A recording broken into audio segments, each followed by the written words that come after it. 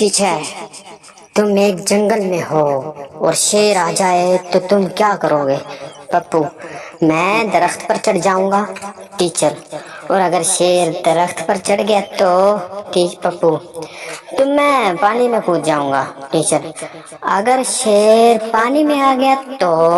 پپو غصے سے: ویسے آپ میری طرف ہیں یا شیر کی طرف؟ ایک لڑکا امتحان میں ایک لڑکی کے پیپر سے نقل مار رہا تھا۔ نگران نے دیکھ لیا اور اسے اٹھا کر دور بٹھا دیا۔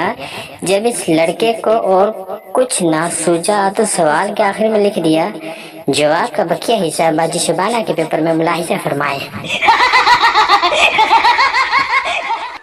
اردو کا پیریڈ چل رہا تھا۔ استاد نے پوچھا: نظم اور مضمون میں کیا فرق ہے؟ طالب علم بولا: محبوبہ کے منہ سے نکلنا ایک لفظ بھی نظم ہوتا ہے اور بیوی کا ایک ہی لفظ مضمون کے برابر ہوتا ہے۔ یہ سن کر استاد کی آنکھوں میں آنسو آ گئے، گلا بھر آیا اور انہوں نے اسی لڑکے کو کلاس کا مانیٹر بنا دیا۔ ٹھیک ہے، اس شعر کی تشریح کرو: یہ کتابیں، یہ کمرہ اور تنہائی، ایک اداسی سی ہے ہر سو چھائی۔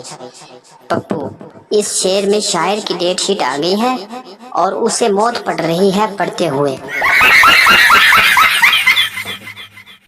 کالج میں اعلان ہوتا ہے: جن لڑکوں نے اپنی سائیکل کالج کے سامنے گرلز ہاسٹل کی پارکنگ میں کھڑی کی ہے وہ اپنی سائیکل فوراً وہاں سے ہٹا لیں۔ آدھے گھنٹے بعد دوبارہ اعلان ہوتا ہے: صرف 10 سائیکلوں کو ہٹانے کے لیے جو 400 طلبہ گئے ہیں وہ کلاسز میں واپس آ جائیں۔ وہ کون سی چیز ہے جو ہے تو سونے کی لیکن زیادہ تر لکڑی سے بنائی جاتی ہے؟